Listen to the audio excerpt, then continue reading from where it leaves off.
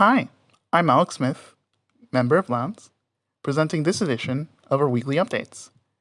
For more updates and other party content, visit our website at jalands.org. That's jalands.org. You can also follow us on Twitter at lands_JA, LANDS_JA. This week, we'll be exploring new moves on vaccination policy in Jamaica and the region, as well as a row between NCB management and staff over its recent private vaccine mandate. After weeks of the Jamaican Prime Minister, Andrew Holness, hinting at new COVID-19 policy, including statements that mandatory COVID-19 vaccination would be inevitable, the opposition People's National Party officially announced its disapproval of mandates.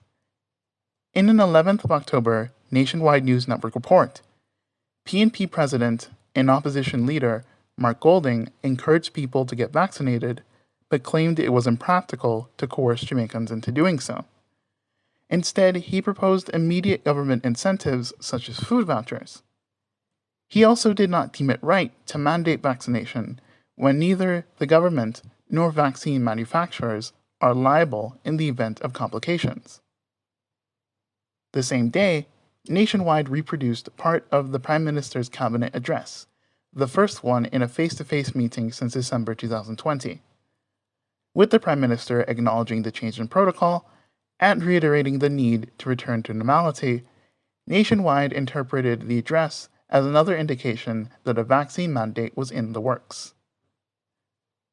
While reporting on the PNP's stance on mandates, an Observer article published the 12th quoted the Prime Minister insisting that refusal to get vaccinated causes suffering for students who need to go back to school and maintains a host population in which this coronavirus can spread and mutate. The Observer also sampled social media reactions to the Prime Minister's comments, highlighting the belief that draconian laws wouldn't be enforceable and in fact hinder progress towards vaccinating the majority of Jamaicans. In the past week, the government has become more careful in signaling its intentions. On the 15th, the Gleaner reported on Prime Minister Holness's statement at Alexandria Community Hospital in St. Anne. Using more precise language, he spoke of a vaccine option rather than a mandate. The transition to this new policy is expected to come once 50% of Jamaicans in approved age brackets are vaccinated. Also on the 15th, Nationwide published more detailed comments from the Prime Minister while at Southeast St. Mary.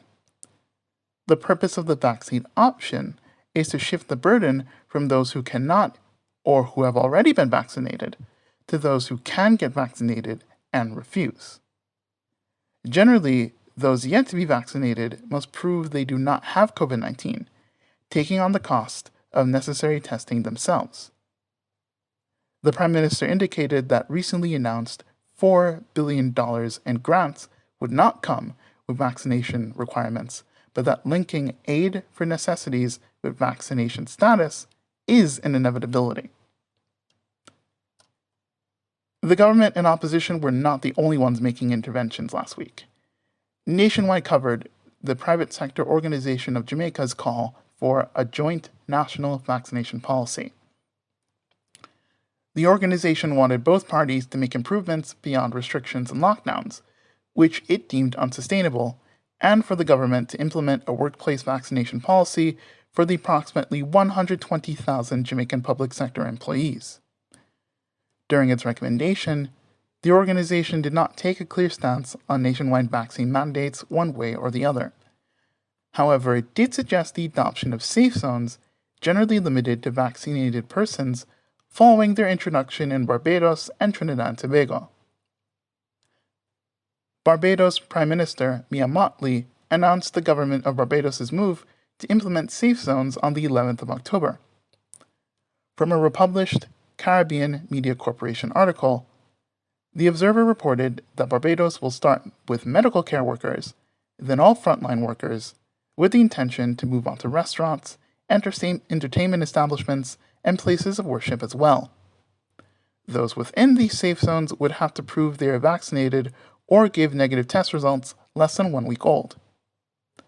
According to Loop News, Trinidad and Tobago's safe zone policy, also operational as of the 11th, targets restaurants, bars, theaters, gaming and betting entities, gyms, and water parks. The Trinidad and Tobago Ministry of Health stipulated that staff and patrons must be vaccinated or have an exemption plus recent negative test. As of now, neither Barbados nor Trinidad and Tobago implement or enforce vaccine mandates. The journal Barbados Today reported Prime Minister Martley's position that a mandate would, quote, undermine Barbados' social capital, and that its government vaccination drive is getting the island closer to the goal of 10,000 doses administered per week. For Motley, the vaccination gap must be closed with persuasion and dialogue. Trinidad and Tobago Prime Minister Keith Rowley has made overtures towards stricter measures, but has not come out in favor of mandates. As of now, 40% of people in Barbados, and the same percentage in Trinidad and Tobago, have been fully vaccinated. In rhetoric, Jamaican government and opposition seem to be converging in some areas. Opposition leader Golding is right to consider incentivizing vaccination with food aid, and the switch in word use from mandate to option on the part of the Prime Minister makes it appear as if the government is also warming to pro-vaccine incentives. Yet this new rhetorical approach may not change much in practice. So long as the government intends on pushing the cost of not being vaccinated on individuals by expecting them to foot the bill on frequent testing, the option still remains a practical mandate in all but name.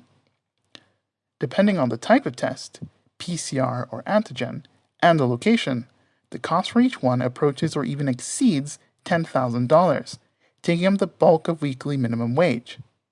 When the government and private sector entities don't assist with testing, they reveal just how out of touch they are with the pressures ordinary Jamaicans face.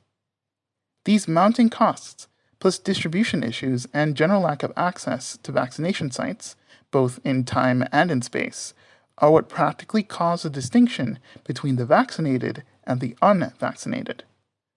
Without public and private efforts to get vaccines out as far and wide as possible, the divide will most definitely occur. Local or private mandates initiated in response to present inefficiencies will just aggravate the situation. Time will tell whether safe zones in Barbados and Trinidad and Tobago will inhibit the spread of COVID-19, form a rift in the population between vaccinated and unvaccinated, both, or neither. In the case of Barbados, safe zones are implemented instead of island-wide vaccine mandates, yet their beginning with medical staff has a similar effect to our own government's consideration of mandates for healthcare workers.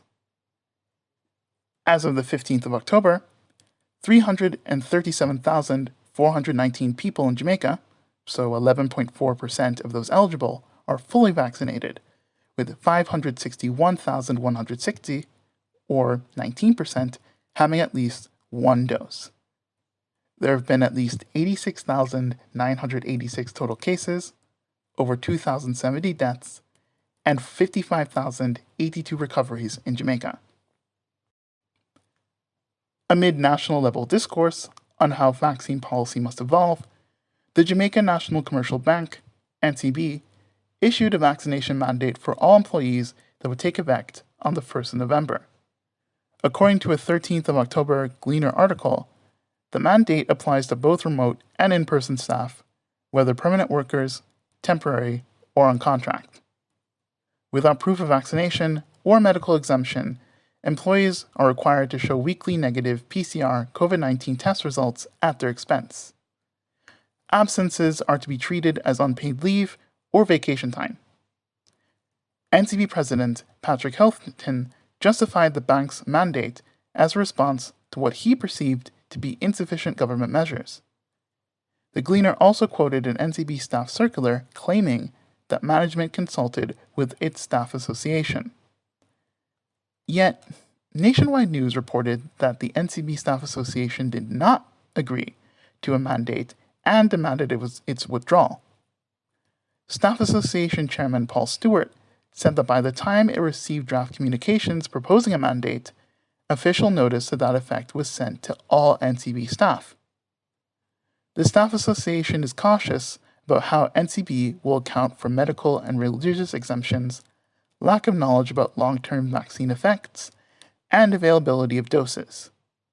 It cites the World Health Organization advising against mandates on the basis of autonomy, as well as International Labour Organization conventions that would prohibit employers from pushing the cost of regular COVID-19 testing onto employees. On Friday, the 15th of October, Chairman Stewart spoke again to Nationwide, indicating the NCB management and the Staff Association would meet that afternoon on the recent vaccine mandate policy. He clarified that most NCB employees opposed the mandate and sought guarantees from management for vaccine availability and scheduling instead of expectations for staff to take work off to go to public vaccination sites. This case with the NCB is worth exploring, for it has it all. Management is frustrated with slow voluntary administration of vaccines and so is mandating its workers to get vaccinated as quickly as possible, bearing the cost of not doing so in terms of time and money. Staff countered, citing their rights as workers and as people. The Staff Association was creative in proposing that NCB arrange vaccination, so those who intend to get vaccinated can comply in an affordable manner. This sort of a solution actually encourages vaccination, while at the same time avoiding punishing those who cannot readily get immunity from this coronavirus.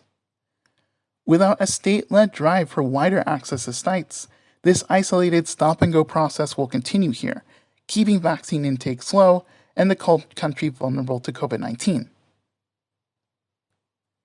This has been Alex Smith with this edition of our weekly updates.